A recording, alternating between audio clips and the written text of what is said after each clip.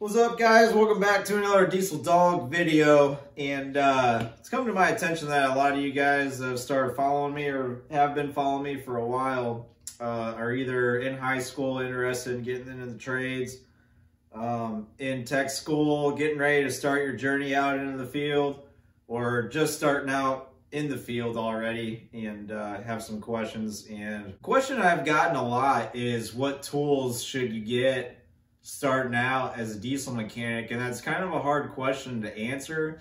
Obviously, you're going to need some basic wrenches, sockets, ratchets. There's no way around it. I mean, you're just going to need that stuff, whether you get it from Harbor Freight, Snap-on, whatever. I mean, the cheap stuff gets you started. That's all fine. So, but I've got some specific stuff that you probably will need starting out as a diesel mechanic, more specifically over-the-road trucks, semis, and trailers, tractor trailers. So if you're new to the channel, I started out in automotive, worked automotive for 7 years. That's what I went to tech school for. I took half a diesel, all automotive, and then an elective, which was street rod. But I started out in automotive, worked in an automotive shop for 7 years before switching over to medium heavy-duty trucks. Well, some of this stuff is what I figured out I needed to get when starting in the shop. Now, I already had the toolbox and all my tools from automotive, so most of that stuff carried over. I had to get some bigger wrenches and some bigger sockets, obviously. So I thought I'd do a video and show some things that I would recommend getting starting out in medium heavy-duty repair as like an apprentice level. So first thing first, I would recommend getting a 1/2-inch drive, long ratchet.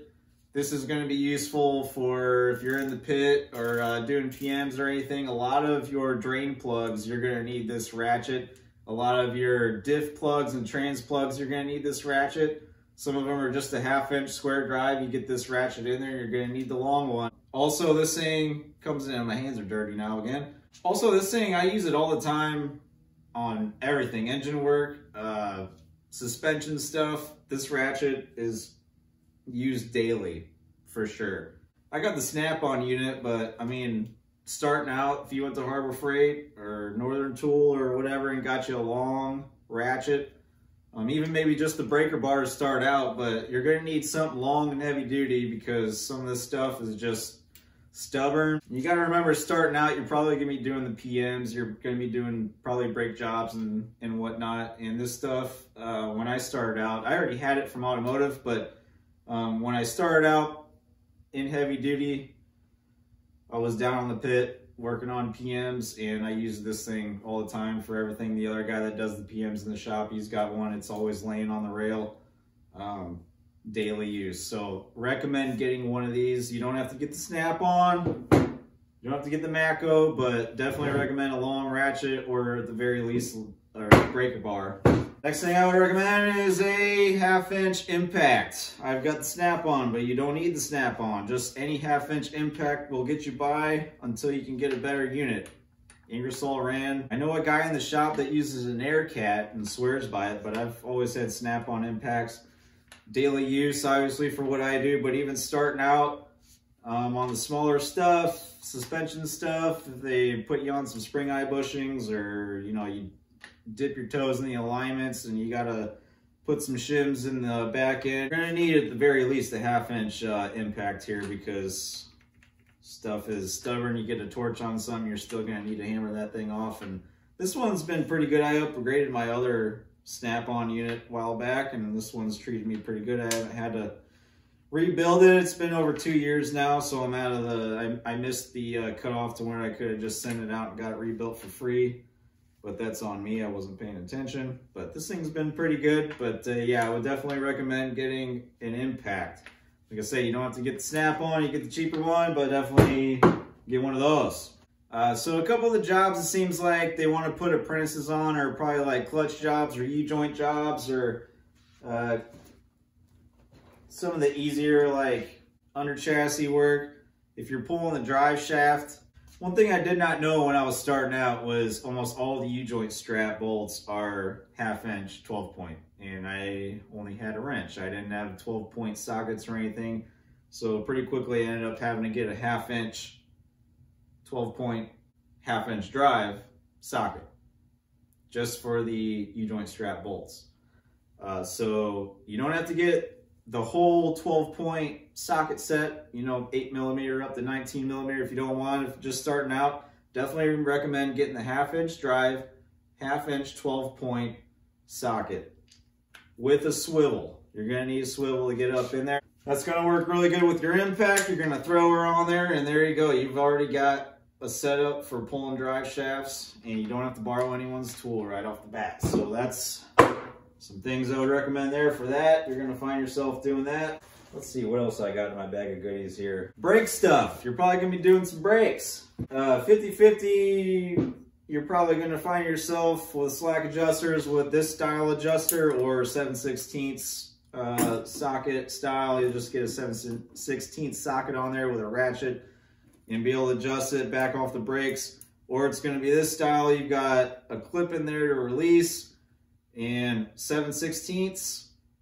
You can do this with a screwdriver and a wrench, but this set makes your life a whole lot easier. You stick this in the release, you can leave it there. Don't forget to pull it back out when you pull the truck back out. I've been there. And then you got your ratchet mechanism here to back off the brakes, tighten them up, readjust them when you do brake jobs. So I didn't have this starting out. I did the old-fashioned way with a screwdriver and the wrench. When I bought this, it made my life a whole lot easier. You're probably gonna find yourself doing brake chambers. This is a caging bolt. Every caging bolt I've seen has a 3/4 nut on the back. And you can use the 3/4 inch wrench, or you can get you a big 3/4 socket here to make your life a whole lot easier. You can put an impact on here. I don't really recommend putting the impact on here.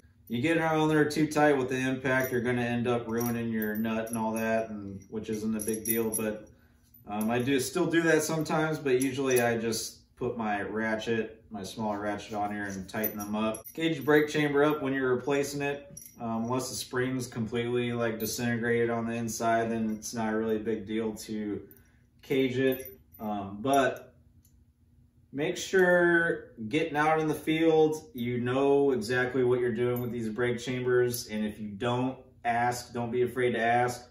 Don't let the shop just put you on a brake chamber and you don't have any experience, because that's how people get hurt, trust me.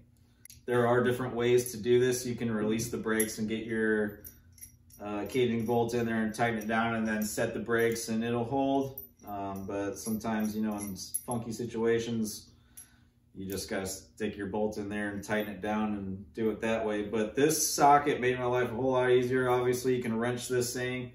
The only other thing is if you have a ratchet wrench, a 3/4 ratchet wrench, that would probably work pretty good, but I would recommend getting this long socket. Every service call I go on, brake related, I bring that socket and a caging bolt or two. And I mean, that's one thing I got pretty early on when starting out in the heavy duty field. So that's one thing I would recommend. So starting out, I would say electrical work, you're going to be mainly looking at like burnt out lights, trailer lights, you know, backup alarms and in-op exterior lights probably, along with PMs. You find a light out, they tell you to check it out. Well, you can either just throw a bulb in it, or you can actually check it out and make sure that there's not an issue there, because it's like a 50-50. It's going to be a wiring issue or just a bulb out. Especially if you live in the Midwest when they pour salt down when it's like foggy outside and everything's corroded. It's not always just a simple bulb fix. So starting out, electrical work, I would recommend a test light and your known good test lead. This is a retractable 30-foot test lead. I wish I would have got the one with the power and the ground, the dual test lead. I've got the single, but I use this on everything electrical. Basically, I like, especially at the back, when everything's all rusted up, you can pull the battery cover off and go straight to power or ground on the battery. You know you've got a good ground, especially. The test light, it just really starting out and even on some of the major stuff I do, you don't really absolutely need a voltmeter. Down the road, you are for sure going to need a voltmeter. But starting out, at the very least, I would say get you a good test light and test sleeve. You can actually be very effective diagnosing electrical issues with just these two things. If you're chasing down a broken wire, this makes it a little bit harder not having the voltmeter. But for like lighting and trailer lighting, the stuff works pretty good here. And speaking of trailer lighting, if you can afford it, I would recommend getting one of these trailer light testers, inline testers. I use this thing quite a bit. This is a new one because my old one got ran over. Haven't used this one yet, but basically you got your 7-pin standard semi trailer cord tester here. You can plug it in, hit all your lights, and watch your lights on here. It makes it a lot easier than going with the test light to each one. You can still do that, but to make your life easier, save time, and to eliminate any guesswork, one of these things works pretty good. This one I just got from Snap-on, and like I said, I haven't used it yet, but my other one I used quite a bit. Especially just first starting out, this was like what they kind of dipped my toes in, like, well, let's see what you can do. Let's figure out some lights, like bing, bang, boom, done. Be careful what you wish for, because you're gonna go from trailer lights to, well, let's see if you can figure out why half the gauges on a Western Star multiplexing system instrument cluster thingamabob, why that's not working. Man, I like really need to clean this thing out. Look at this. Look how old this is. All right, we're just gonna throw that away. Our caging bolt. This is the bag that I bring on my service calls. I just throw all my stuff in here. So there's all these air fittings, quick connect fittings. You guys wait, you guys starting out, just wait. You're gonna have the old service call bag or toolbox, whatever. Oh man, this thing. So a funny story, this is a piece of Bondo that me and a guy keep swapping back and forth kind of as a joke, that has been floating around for like 2 years now. Started out, he kept kicking it under the truck I was working on. I kept kicking it back out. So then I ended up, or I think he picked it up and put it in the, it was a pickup truck. He put it in the gas cap and left it open so I would see it. And then I took it and I think I put it in his work shirt pocket. And then he put it in my gas cap in the truck, my personal truck. So when I opened it, I would find it.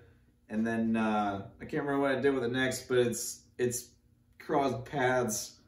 Actually, I borrowed a Power Stroke regulator socket from him in the box, and when I put it back in, I put this in the socket, so it like took a month for him to find it. And then I've been wondering when it was gonna pop up, and it just popped up in my service call bag here. I didn't even know it was in there. He must have thrown it in there, so to figure something out to do that.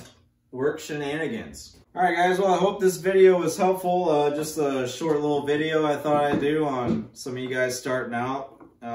Definitely, this is stuff I personally would recommend. If anyone has anything to add, leave it down in the comments. Any disagreements, leave it down in the comments. I'm open to constructive criticism. So yeah, just let me know what you think. All you guys starting out, good luck. Welcome to the life of a diesel mechanic. And I guess I'll see you guys in the next video.